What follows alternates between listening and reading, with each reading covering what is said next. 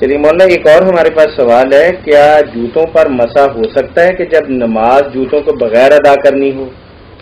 اور دوسرا سوال یہ ہے کہ کیا جوتوں سمیت نماز ہو سکتی ہے؟ اچھا، ایک سوال تو مسح کا ہے.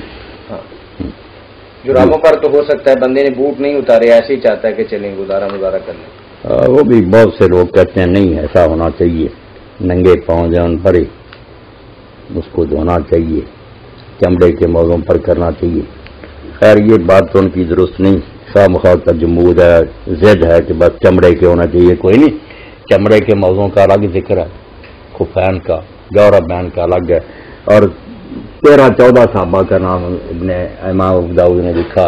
اور امام احمد بھی کہتے ہیں یار اگر حدیث نہ بھی صحیح ہوتی، حالانکہ حدیث بھی صحیح ہے، رسالہ لکھا العمل بنے، مگر نہ بھی صحیح ہوتی تو 14 صحابہ کا کرنا اور ان کے خلاف ایک اور بھی نہ ملنا، اس سے بڑی کوئی دلیل بھی ہوتی. اور ابن قیم نے کہا، امام احمد نے یار بڑی انصاف کی بات کی کہ مرفوع روایت اگر اس نے کوئی ذوق بھی ثابت کرتے صحابہ کا کیا کروں؟ لاؤ کسی ایک نے جراب پر مسے کا انکار کیا، سب جرابوں پر کر. اور اس میں جب پتلی نہ ہو، یوں ہو یوں ہو، یہ ایسی بات ہے جیسے اللہ نے کہا گائے ذبح کرو، وہ کہنے لگا کس عمر کی ہو کس رنگ کی ہو. یہ اپنی طرف سے خواہ مخواہ کی امین میغ نکالیں. جراب پاؤں آپ کا ننگا ہے تو دھو لیں، نہیں ننگا کچھ بھی ہے، چیچڑے بھی ہے.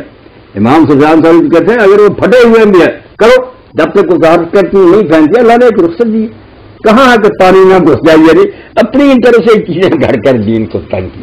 مسا بالکل جوربین پر درست.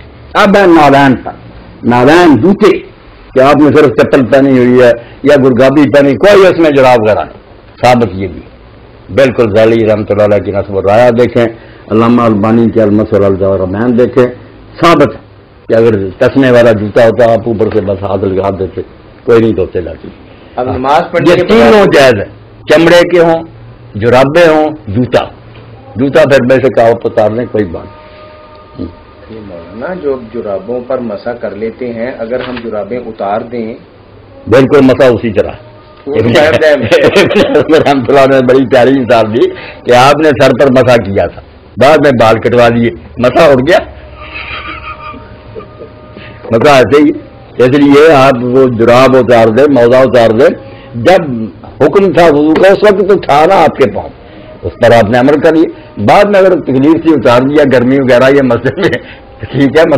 سوال کا دوسرا حصہ یہ ہے کہ جوتوں سمیت نماز ہو جاتی ہوتی، بالکل نماز ہوتی، کوئی بات نہیں. خیر ہے. اس کو یہ جرابوں پر مسح کرنے کے بارے میں ذرا مختصر بتا دیں کہ کتنے دنوں تک مسح کیا ہوا، کتنی نمازوں تک؟ امین بھائی یا کتنے دنوں تک سن لیں نا، جو بستی میں رہ رہا سفر نہیں کر رہا، وہ اگر وضو کر کے جرابیں پہن لینا تو بعد میں جب وضو ٹوٹے گا اور نیا وضو وہ کرے گا نا اور اس پر مسح کرے گا، اس وقت سے گننا شروع کرنا. یہ بات ذہن میں رہے. جب سے جرابیں پہنی اس وقت سے نہیں، جب جرابیں پہننے کے بعد آپ نے پہلا وضو کیا اور مسح کیا نا، وہاں سے لے کر ایک دن ایک رات، یہ اگر نہ آپ اتاریں تو مسح کر سکتے. ایک دن اور ایک رات. اگر مسافر ہیں تو پہلے مسح سے لے کر 3 دن 3 رات اگر آپ جرابیں نہیں اتارتے تو مسح کریں. مسافر 3 دن 3 رات اور وطن میں رہنے والا 1 دن 1 رات. اچھا، مسح کرنے کا سنا تو ہوا، لیکن مجھے ذرا آج کلیئر کر دیں دوبارہ، مسح کرنے کا صحیح طریقہ کیا ہے؟ پانی سے گیلا کر کے گیلے کر کے ہاتھ زیادہ نہیں پھیرنے کو، جو آپ نے گیلی ہو جائے آپ کو پھر نہیں، صرف ہاتھ جو ہے نا گیلے کر کے نا تو ان کو ذرا جھاڑ دینا ہے، پانی جو ہے نا گر گیا، اور صرف انگلیاں جو ہے نا ان کے سرے، انگلیوں سے لے کر نا بس انگلی تک اس طرح اوپر سے لکیر کھینچ دینی ہے. پانی لگے یا نہ لگے بس ایسا کرنا کہ پانی دیا، ہاتھ کو ذرا جھاڑ دیا تاکہ زیادہ نہ ہو، اور بس انگلیوں سے لکیر. دائیں ہاتھ سے دایاں پاؤں، بائیں ہاتھ سے بایاں پاؤں.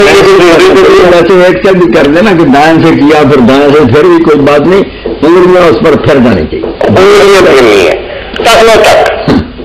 ٹخنوں تک گیلا نہیں کرنا. بالکل صحیح ہے جی. آج کے لیے یہی کافی ہے مولانا صاحب، بہت شکریہ. اس میں یہ بھی ہے کہ اگر وضو کونیاں دھوئی ہیں تو آپ کے ہاتھ گیلے ہیں، یا مسح کے لیے الگ سے پانی ہمیں لینا پڑے گا؟ نہیں، اگر گیلے ہیں تو ان سے کریں.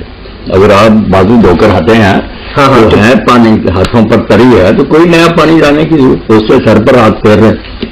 سر کے مسا کے لیے بھی یاد رکھنا چاہیے، یہ موزوں کا مسا، یہ جرابوں کا، اس کے لیے بھی نیا پانی دینے کی ضرورت ہے، اس وقت لینا چاہیے جب پانی بالکل ہی ہاتھ خشک ہو، ورنہ اگر بازو دھو کر آپ ہٹے نا اور ہاتھ گیلے ہیں اس سے حساب مسا کر لیں۔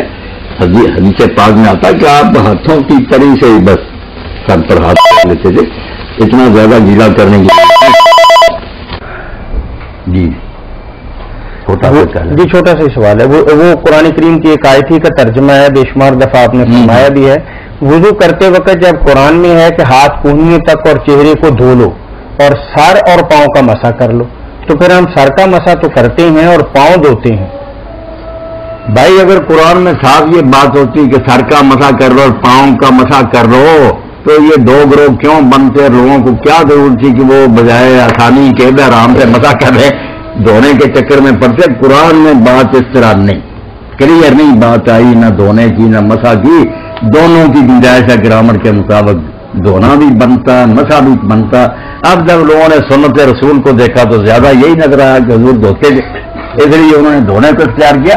گرامر کے لحاظ سے مانے دونوں برتے، مسا کا نہیں، اس کے ساتھ جڑتا الگ ہے۔